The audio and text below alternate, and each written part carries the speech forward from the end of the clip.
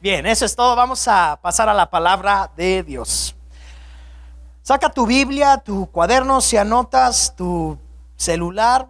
El día de hoy el tema se llama fe para la vida abundante. Fe para la vida abundante. ¿Ok? Quiero llevarte al libro de Lucas capítulo 18, versículo 8. Versículo 1 y vamos a leer hasta el versículo 8.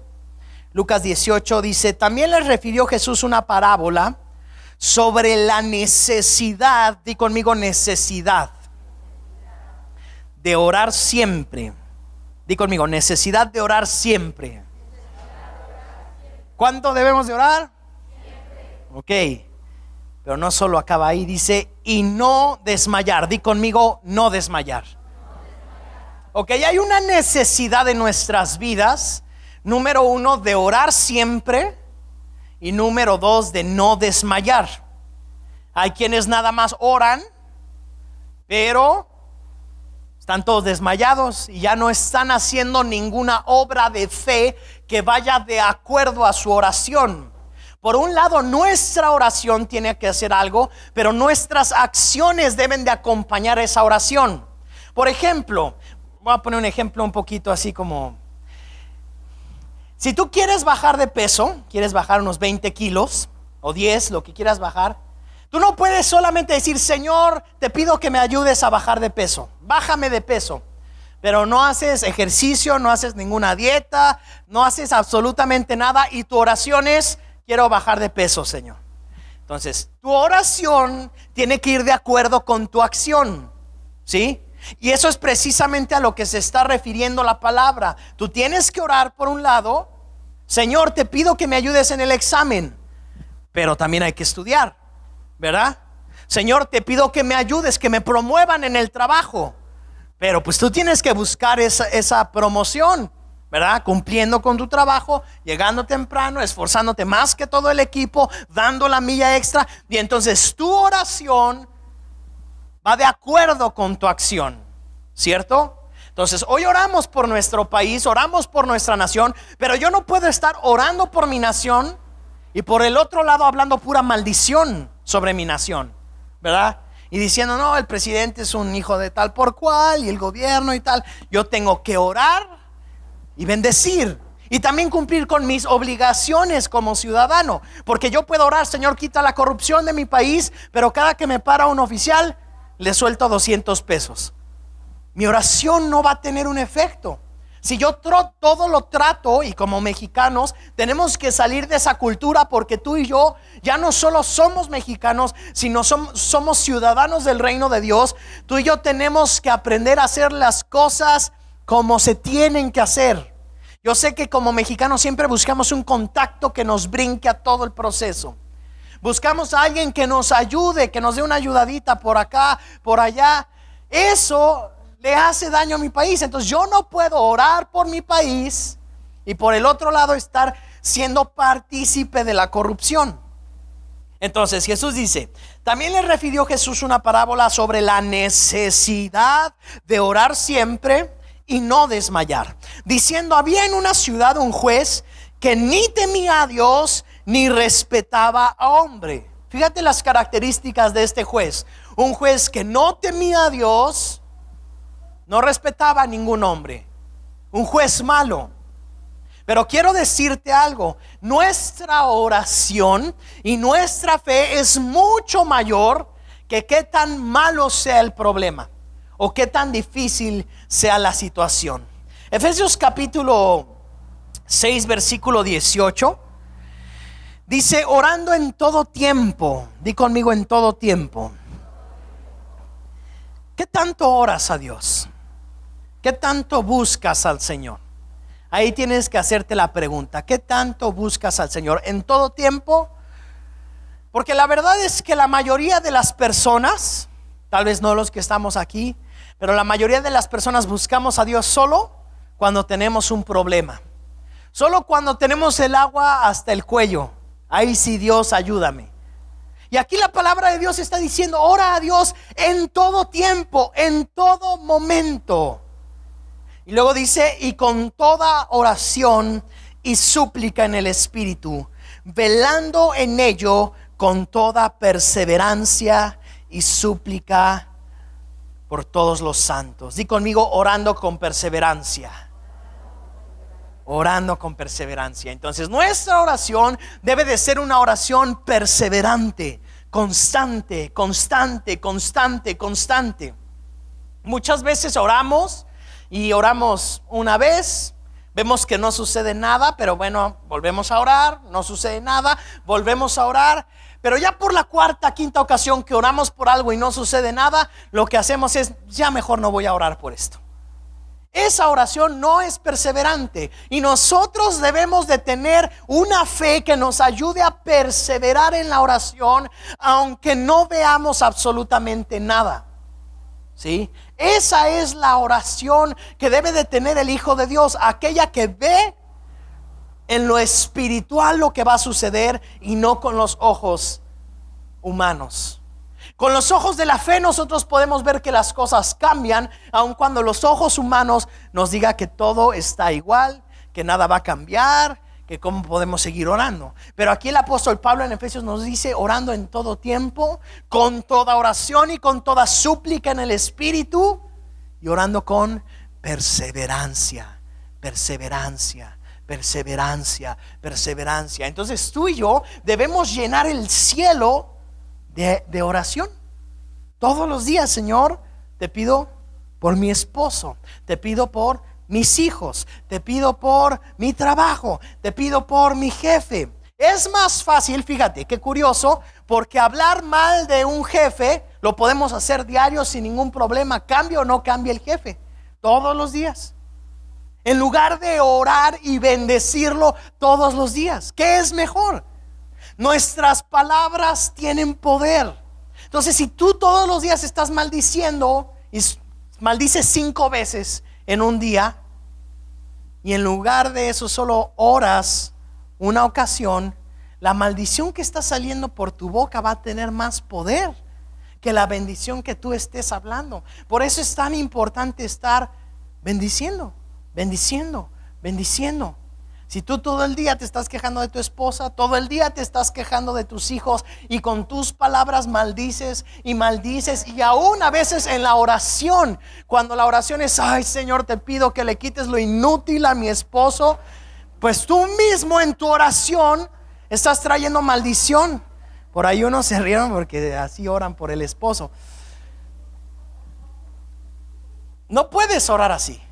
Tú tienes que dar gracias al Señor. Señor, gracias porque mi esposo es un hombre trabajador. Gracias porque tú le abres oportunidades. Gracias porque tú le das gracia. Gracias porque mis hijos van a prosperar. Gracias, Señor, porque tú les has dado inteligencia, tú les has dado dones. Esa es la oración que los hijos de Dios tenemos que hacer. Pero a veces nos metemos en el sistema del mundo. Y llegas a tu casa y no, las cosas están horribles, mi jefe siempre haciendo lo mismo, es esto, el dinero no me alcanza y tal. Pura maldición, ¿cierto?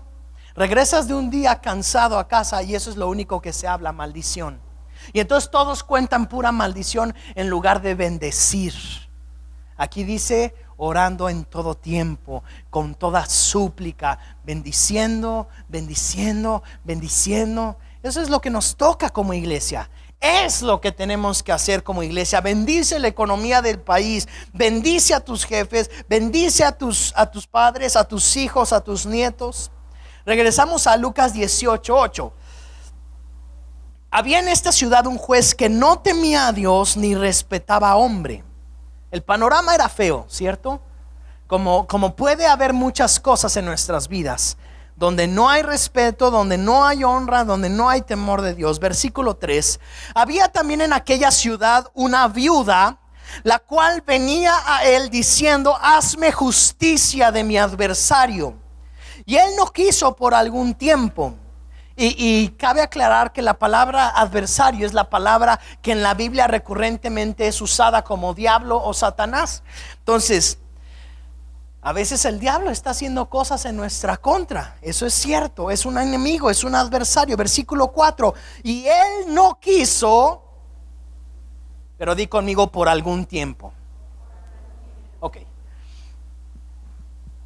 Cuando tú y yo estamos orando por algo, debemos de saber que nuestra oración es por algún tiempo. Di conmigo, por algún tiempo. ¿Por qué? Porque tenemos que creer que nuestra oración un día va a poder ser algo que ahora vemos con nuestros ojos naturales. Pero primero tuvimos que haberlo visto con nuestros ojos espirituales. Así que el primer punto que quiero darte el día de hoy es esta hermana como molesta. Así, esta hermana como molesta. Esta mujer, esta viuda, estaba yendo todos los días, una y otra vez, una y otra vez, una y otra vez, una y otra vez. ¿Cuándo me vas a hacer justicia? ¿Cuándo me vas a hacer justicia? ¿Tú crees que esta mujer no escuchó malos comentarios? ¿Tú crees que esta mujer, cuando salía de ese lugar, la gente no le decía, ya deja de venir a buscar al juez? Mejor haz otra cosa, mejor trata de solucionarlo de esta manera, mejor trata de hacer esto, mejor busca estos contactos, mejor pon este dinero, mejor. Pero esta mujer todos los días iba con el juez. Ya no vayas. En la mañana seguramente la hermana le decía, ya no vayas. El cuñado le decía, ¿para qué vas? El vecino no te va a hacer caso. Pero esta mujer todos los días, por algún tiempo, estuvo yendo a ver a este juez. Hazme justicia de mi adversario. Y tú y yo a veces tenemos menos fe que esta mujer, ¿verdad? Tú y yo debemos tener la fe de que Dios esté escuchando nuestras oraciones y de que Dios va a obrar a nuestro favor. La fe es el ingrediente que nuestra oración necesita para ver los milagros. Obviamente Dios quiere hacer milagros en tu vida.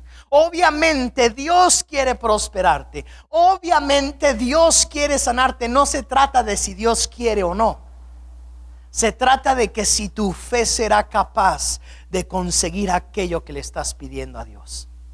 Y mientras tú estás orando a Dios, tú estás trabajando con tu fe, creyendo que no es por lo que ves, sino es por lo que Dios ha dicho.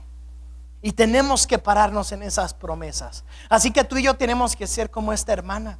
Y todos los días como esta viuda ir, Señor, necesito que hagas esto. Anhelo con todo mi corazón que hagas esto. Y Dios lo hará. La cosa es que tiramos la toalla muchas veces antes que esta viuda.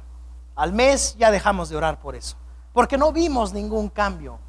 Cuando no se trata de ver cambios, si tú ves cambios y por eso crees más, quiere decir que tu fe está puesta en lo que ves. Y tu fe no debe estar puesta en lo que ves. Tu fe debe de estar puesta en lo que Dios ha dicho, que es lo que no se ve. Porque lo que Dios ha dicho se cumplirá sí o sí. No hay de otra. Y por eso nuestra fe y nuestros ojos deben de estar volteados hacia esa fe, a la promesa que Dios nos ha dado. Ahí tenemos que poner nuestra fe. Seguimos leyendo. Versículo 4. Aunque ni temo a Dios, bueno, lo leo desde el principio 4. Y él no quiso por algún tiempo, pero después de esto dijo dentro de sí: aunque ni temo a Dios, ni tengo respeto a hombre, sin embargo, porque esta viuda me es molesta, le haré justicia. Quiero decirte algo, y aquí es algo importante. A veces pensamos que nuestros gobernantes tienen que ser cristianos, ¿verdad? Pensamos, bueno, si nuestros gobernantes fueran cristianos, la cosa estaría arreglada. Y entonces hacemos un partido político cristiano y ponemos a gente que por lo menos va a la iglesia y creemos que eso es la solución. Y eso no es la solución. Aquí este juez no era cristiano, no iba a la iglesia, no temía a Dios, no respetaba a ningún hombre, pero lo importante es la oración de esta mujer. Porque entonces nosotros siempre estamos esperanzados a que mi jefe se convierta en un arcángel para que entonces me pueda subir el sueldo. Queremos que el que gobierna sea un cristiano que se la pasa orando todo el día, para que entonces en 6 años pueda solucionar 70 años o 80 o 100 o 200 de hacer las cosas mal. Entonces no es por eso, es por la oración de la iglesia. Es porque la iglesia debe tener la fe de que Dios va a cambiar las cosas. Tu oración solo depende de un factor, de tu fe. Es de lo único que depende. No depende de todos los demás factores. Pregúntale a Moisés. Moisés estaba frente al mar, tenía a sus enemigos corriendo tras de ellos para matarlo. Y él no se puso a orar: Señor, te pido que cambies el corazón del faraón, Señor, te pido que no nos maten. No, su oración estuvo combinada con una acción. Y Moisés dijo: bueno, Señor, pues tú dijiste que yo con esta vara podría hacer milagros, así que te pido que abras el mar, porque es la única opción. Todos los factores estaban en su contra. ¿Alguien de ustedes ha visto el mar abrirse en dos? Eso no es normal, eso es antinatural, eso va en contra de la gravedad, eso va en contra de como 40 leyes de la física. Pero Dios y la fe se mueven todavía por encima de las leyes de la física. ¿Sí? Pregúntale a Abraham. Abraham tenía 80 años y Dios le dijo: vas a tener hijos. Y Abraham dijo: Señor, no hay manera, no hay manera. Pero aún así, la oración de Abraham lo llevó a una acción a Abraham. Y pudo tener no solo un hijo, tuvo varios hijos Abraham. Pero uno de ellos fue el de la promesa, y a través de él vino todo el pueblo de Israel. Entonces todas las leyes de la física, de la química y todas las leyes pueden estar en tu contra, pero Dios es más poderoso. Dios es más poderoso. Dios conoce tu corazón. Dios conoce tu vida, y Él obra milagros a favor de aquellos que creen con fe y caminan con fe. Entonces nuestra oración debe de ir acompañada de fe, creyendo que Dios lo va a hacer. Y otro error común que cometemos en el español es que cuando no estamos seguros de algo, decimos creo. Y esa es una palabra mal utilizada.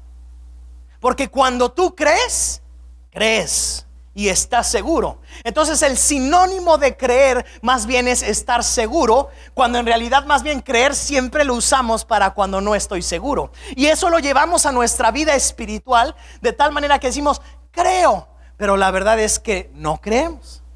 La verdad es que tal vez Dios lo haga, tal vez si Dios se acuerda de mí. Y ese es un error.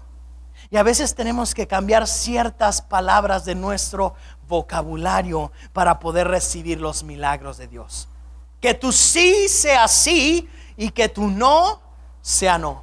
Y esta mujer un día despertó y dijo: tengo un adversario que es el diablo, me está haciendo injusticias, así que yo me voy a parar delante de Dios todos los días hasta que Dios haga un milagro a mi favor.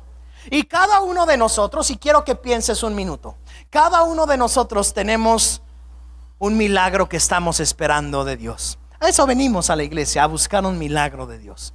Sea el que sea, todos venimos a buscar. Tal vez estás orando por la sanidad de alguien, tal vez le estás pidiendo a Dios que supla, porque económicamente necesitas que Dios traiga más de su bendición. Tal vez estás orando porque no puedes tener hijos. Tal vez estás orando para que Dios te abra otra oportunidad en el trabajo. Lo que sea. Quiero que tomes un minuto y quiero que lo anotes. Anótalo en tu teléfono. ¿Qué le estás pidiendo a Dios? Y eso es importante, porque en este trayecto de 40 días de fe, tú y yo debemos de creer que Dios hará eso en nuestras vidas, y que Dios nos guiará para poder ver esa promesa cumplida. Toma un minuto y anota, ¿qué es lo que le estás pidiendo a Dios? Salud, sanidad, que tu esposa sea sana, que tu esposo sea transformado, que tus hijos tengan la oportunidad de estudiar. Necesitas saber muy bien por qué estás orando. Necesitas saberlo. Un negocio, porque no puedes orar un día: Señor, dame un negocio, y al otro día: Señor, no, mejor dame un trabajo. Todos los días u oras por un trabajo, u oras por un negocio. Pero no puedes un día, no, pues, como el Chavo del 8, ¿no? Un día por una cosa y no estoy tan seguro, otro día por otra. Un día sí me quiero casar, oro, Señor, porque me quiero casar. No, al otro día no, Señor, mejor no. Entonces nuestra oración debe de ir con una meta, seguros de que queremos que Dios haga eso en nuestras vidas. No podemos un día sí, un día no, un día quién sabe. No, estate seguro de lo que quieres que Dios haga en tu vida. Sigo leyendo Lucas capítulo 8. Porque esta viuda me es molesta, le haré justicia. No sea que viniendo de continuo me agote la paciencia. Versículo 6. Y dijo el Señor, oíd lo que dijo el juez injusto. Versículo 7. Y acaso, di conmigo acaso, Dios no hará justicia a sus escogidos que claman a Él de día y de noche. Entonces Dios puede hacer justicia. ¿Sabes? Muchas veces tú has tratado de hacer justicia con tus propias manos. Y quiero decirte que si el mismo número de veces tú hubieras intentado eso, pero por la vía de la oración, hubieras ya obtenido el milagro en tu vida. Entonces deja de tratar de obtener justicia con tu propia mano. Deja de tratar de arreglar las cosas con tus propias ideas, porque nuestras ideas a veces son el estorbo más grande para ver el milagro de Dios. Tenemos tan buenas ideas, desde chiquitos nos enseñan a pensar, a resolver conflictos, a tener mejores ideas, y a veces nuestras ideas son las que detienen a Dios de obrar en nuestras vidas, ¿verdad? Para aquellos que están solteros, no, yo tengo la idea de casarme con esta persona, le voy a ayudar a Dios de esta manera, le voy a ayudar a Dios de esta otra manera. No le ayudes a Dios. Confía en que Dios te dará a la persona correcta. ¿Acaso se tardará en responderles? Dijo Jesús en el versículo 7. Os digo que pronto, di conmigo pronto les hará justicia. Pero cuando venga el Hijo del Hombre, hablando de Jesús, ¿hallará fe en la tierra? Nuestra oración debe de ser: Señor, si tú regresas, que encuentres fe en mi corazón. Y quiero aclarar algo. Tanto creer, a veces lo usamos mal, y de ahora en adelante tenemos que usarlo bien. Si decimos creemos, es porque creemos y estamos seguros. La palabra fe también está mal ocupada en nuestro vocabulario en el español, porque normalmente creemos que la fe, o pensamos que la fe es la creencia de cada persona, así como que bueno, es de fe católica, de fe cristiana, pero todos pensamos que la fe es como una nube que flota en algún lugar. Es algo subjetivo, cuando la palabra de Dios nos enseña en el libro de Santiago que la fe se tiene que ver. La fe se tiene que ver, porque la fe sin obras está muerta. Por eso te digo que la fe no solo es oración. La fe es oración y acción. La fe es orar y hacer, porque la fe se tiene que ver. Y Santiago dice, el hermano de Jesús dice: muéstrame tu fe sin tus obras. En cambio yo te mostraré mis obras y te vas a dar cuenta que tengo fe. Entonces yo no puedo decir que creo en Dios si mi fe y mis obras son completamente distintas a lo que digo creer. Entonces, si yo vengo a la iglesia, yo creo que Dios es el Todopoderoso, yo creo que Jesús vino y dio su vida por mí. Entonces, si creo que Dios es el Todopoderoso, mi fe tiene que descansar en que Él todo lo puede. Todo lo puede. Todo lo puede. Todo. Tenemos que creerlo. Y ahí debe de estar cimentada nuestra fe, en que nuestro Dios todo lo puede. No hay nada difícil para Él. Él es capaz de sanar al más enfermo. Él es capaz de restaurar lo más deshecho. Él es capaz de levantar lo más muerto. Él es capaz de todo. Él es capaz de crear aún aquello que no existe. Es más, si tú no tienes un riñón, tú puedes orar: Señor, te pido que tú hagas un riñón en mi cuerpo, que tú crees un riñón. Y Dios lo puede hacer, no es difícil para Dios. Para Dios no hay nada imposible. Tú puedes creer en cualquier cosa y Dios lo puede hacer en tu vida. Si tu corazón está fallando, tú puedes creer que Dios lo puede sanar y ponerlo correcto. Pero se trata de creer. Se trata de creer y caminar en esa fe. Primera de Pedro capítulo 5 versículos del 6 al 10. El siguiente punto es: echa tu ansiedad sobre Dios. Primera de Pedro 5 del 6 al 10 dice: humillaos pues, di conmigo, humillaos. Nosotros tenemos que aprender a humillarnos delante de la presencia de Dios, y eso no nos gusta. Eso no nos gusta porque lo que nos gusta es exaltarnos. Lo que nos gusta es: mira qué bien resuelvo problemas, mira qué bien hago las cosas, mira qué bien me corto la barba, mira qué bien, y así le hacemos con todo. Pero tú y yo tenemos que aprender a humillarnos y decir: Señor, yo no hago las cosas tan bien como tú las haces, y yo necesito que tú obres a mi favor, y yo necesito que tú hagas las cosas que yo no puedo hacer. Humillaos pues bajo la poderosa mano de Dios. La mano de Dios es poderosa, para que Él os exalte cuando fuere tiempo, echando toda vuestra ansiedad sobre Él.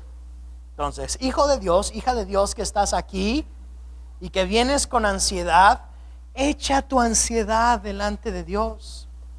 Ya lo hemos dicho, tú y yo como hijos de Dios ni debemos vivir en estrés, ni ansiosos, ni en depresión.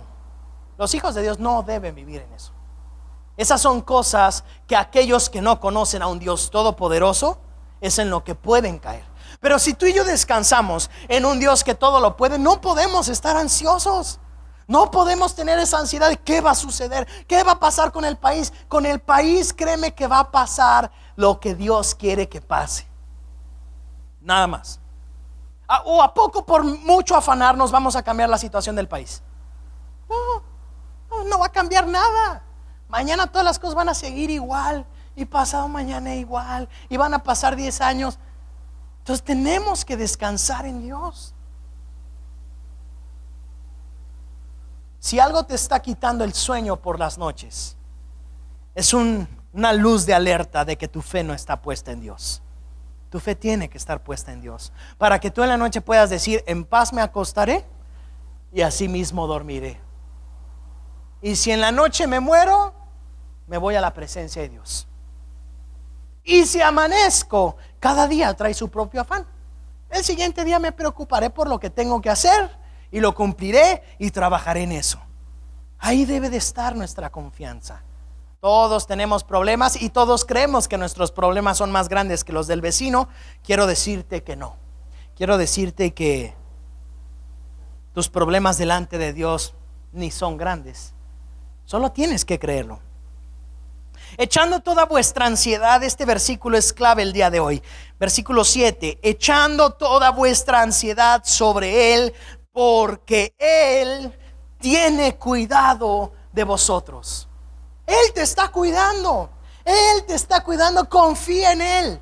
Te está cuidando. Aun cuando todas las cosas a tu alrededor no están como tú quisieras, tienes que saber que Él te está cuidando. Y así como un papá cuida a su bebé y nada le pasa, está cuidadito, todo limpiecito, todo perfecto, de la misma manera Dios te está cuidando. Estás en los brazos de papá Dios. Aprende a descansar en Él. Versículo 8 dice: sed sobrios y velad, porque vuestro adversario el diablo, como león rugiente, anda alrededor buscando a quien devorar.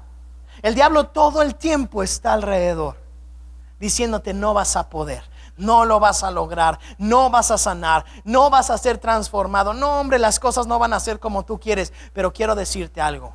Dios te dice: sí, las cosas sí van a ser, porque yo estoy contigo. Y Dios es más grande que el diablo. Por favor, como hijos de Dios, no debemos tenerle miedo al diablo, porque Dios es mucho más grande que el diablo.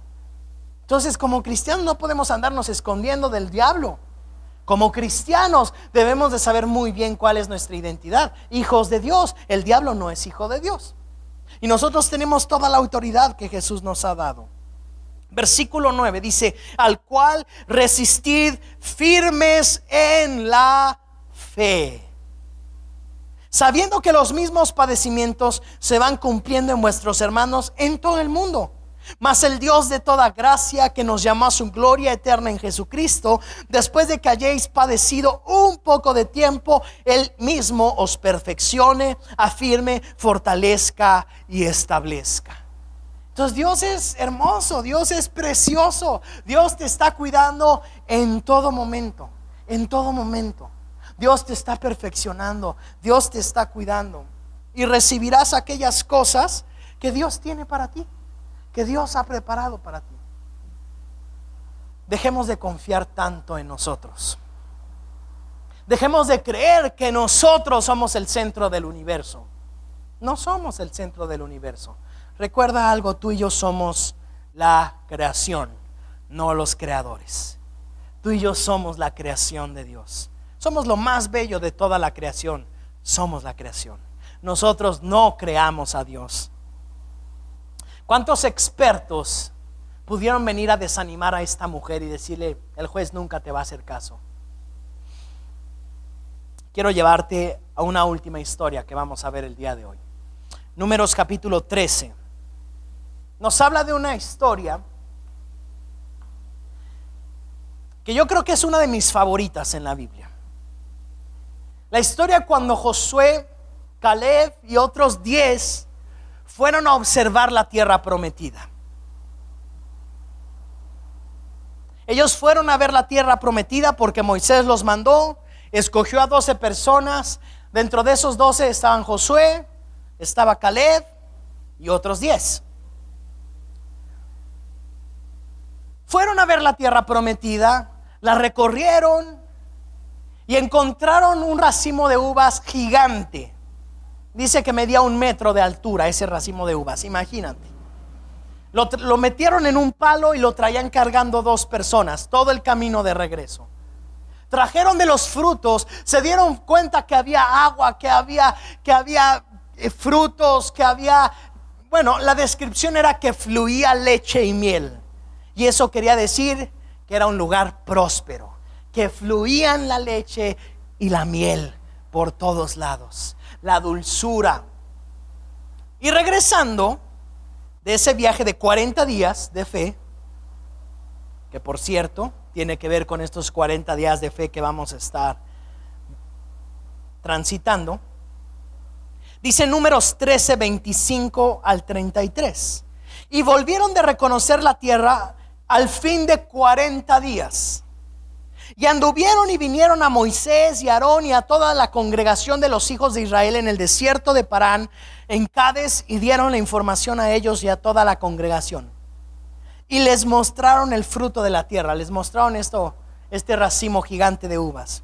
Y les contaron diciendo: nosotros llegamos a la tierra a la cual nos enviaste, la que ciertamente fluye leche y miel, y este es el fruto de ella. Estos 12 espías fueron y vieron esa preciosa tierra prometida. Era lo más bello que podían ver. La disfrutaron. Qué rico, verdaderamente esto es el paraíso. Versículo 28. Mas el pueblo que habita aquella tierra es fuerte, y las ciudades muy grandes y fortificadas. Y también vimos ahí a los hijos de Anac, que eran los gigantes. Amalek habita en el Negev, y el Eteo, el Jebuseo, el Amorreo habitan en el monte, y el Cananeo habita junto al mar y a la riviera del Jordán. Entonces Caleb hizo callar al pueblo delante de Moisés y dijo: subamos luego y tomemos posesión de ella, porque más podremos nosotros que ellos. Por un lado les cuentan todas las cosas buenas, y por el otro lado les cuentan todas las cosas malas. Y les dicen: verdaderamente fuimos a la tierra y es una tierra donde fluye leche y miel. Fuimos a la tierra y pudimos ver que es una tierra próspera. Es la tierra que Dios nos ha dado. Pero hay que derrotar a los gigantes, y hay que derrotar a Amalek, y hay ciudades fortificadas, y la gente que está ahí tiene ejércitos, pero es la tierra prometida. Hay 3 etapas en la vida de un ser humano, 3 etapas espirituales. Número 1, la esclavitud o la muerte. La esclavitud o la muerte espiritual. Cuando no conocemos a Dios, cuando no conocemos a Jesús, cuando no conocemos el plan que Él tiene para nosotros antes de venir a Cristo. Esa es la primera etapa. La segunda etapa es cuando Dios nos libera. Cuando Dios nos libera, salimos de la esclavitud, empezamos a conocer del Señor, empezamos a ver sus bondades. Toda esa etapa es una etapa de 40 años en el desierto a veces, donde Dios nos da el alimento, pero pues siempre hay que comer maná. Dios nos da el calzado, pero siempre es el mismo calzado, 40 años.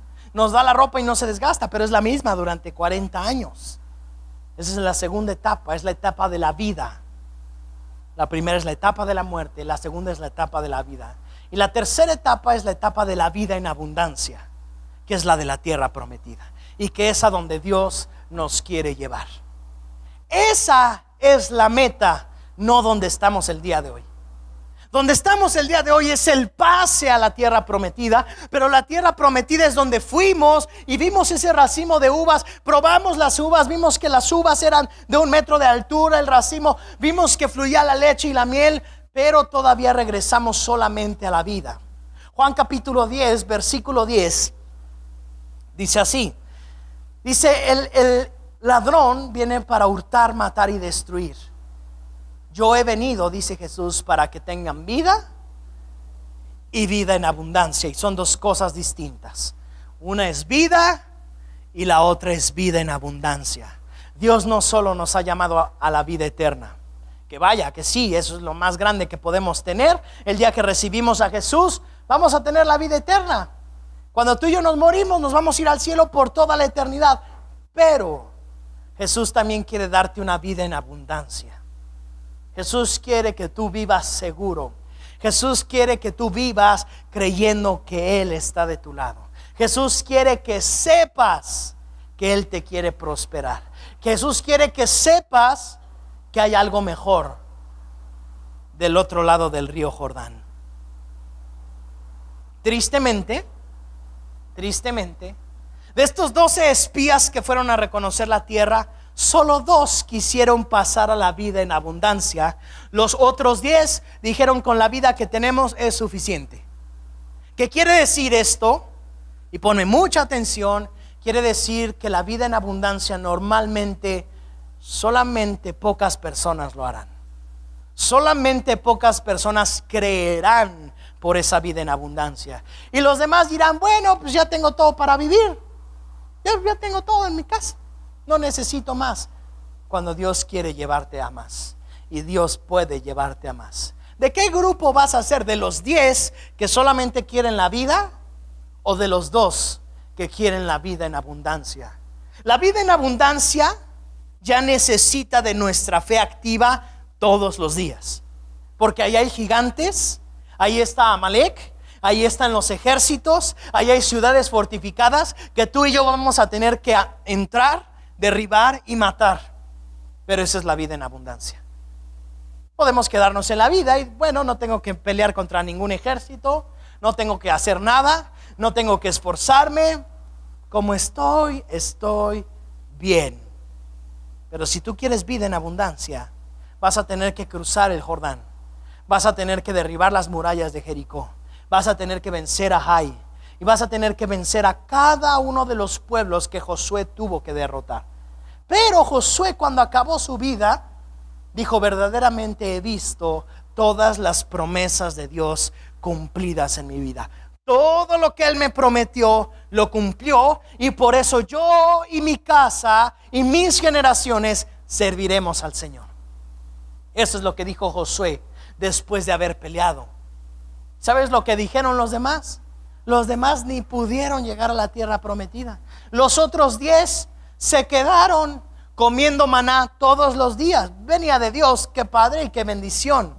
Con el mismo vestido, qué padre, qué bendición, nunca se les desgastó. Con las mismas sandalias, qué padre. Pero Dios los quería llevar a algo mejor. Y muchas veces tú y yo no queremos que Dios nos lleve a algo mejor. Como estoy bien. Como estoy bien. Cuando Dios quiere llevarte a algo mejor. Pero también Dios te respeta. Dios no te va a llevar a algo mejor si tú no lo deseas, si tú no lo quieres y si tú no lo peleas. Hemos pasado de la muerte a la vida. Es tiempo de pasar de la vida a la vida en abundancia, de creer que Dios tiene algo más para ti. Y con esto termino. Proverbios 18, 20 y 21.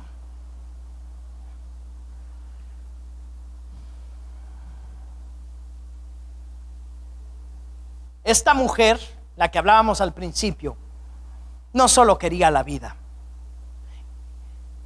Espero que esta iglesia no solo quiera la vida, sino que todos busquemos la vida en abundancia. Que creamos que Dios nos quiere llevar a más.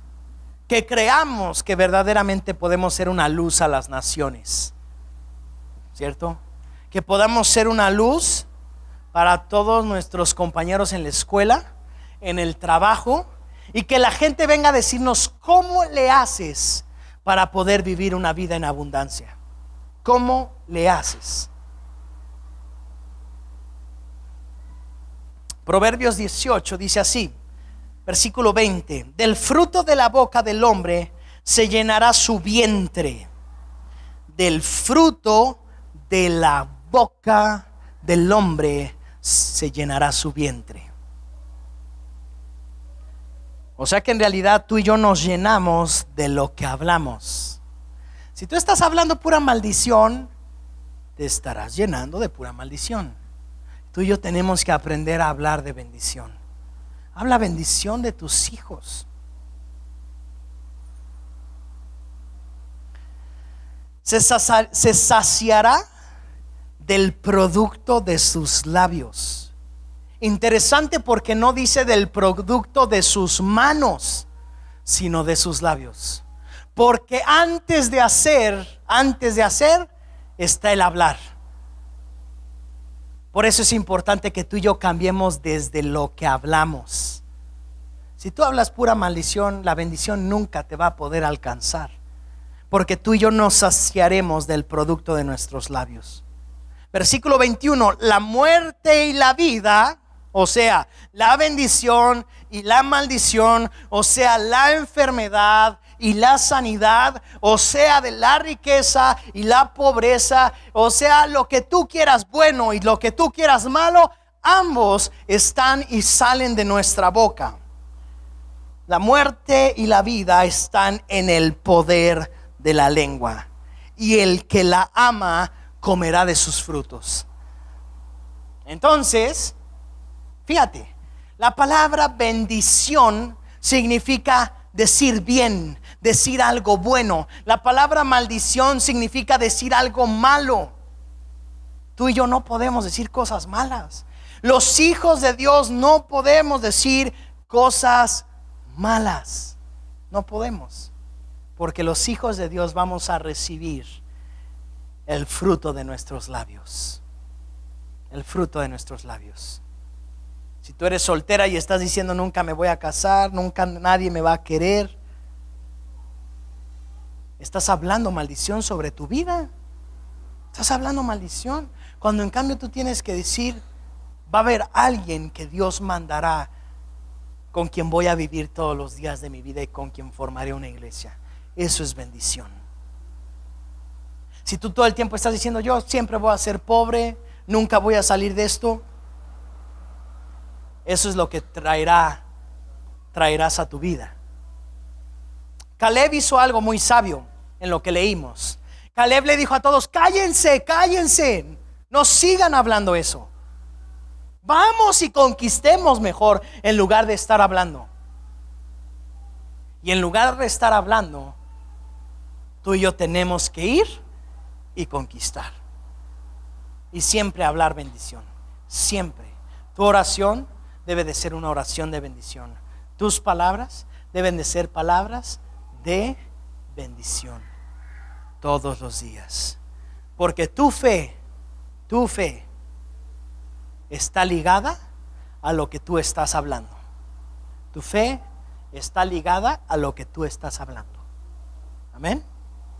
Vamos a ponernos de pie y vamos a orar para terminar. Vida tú me das.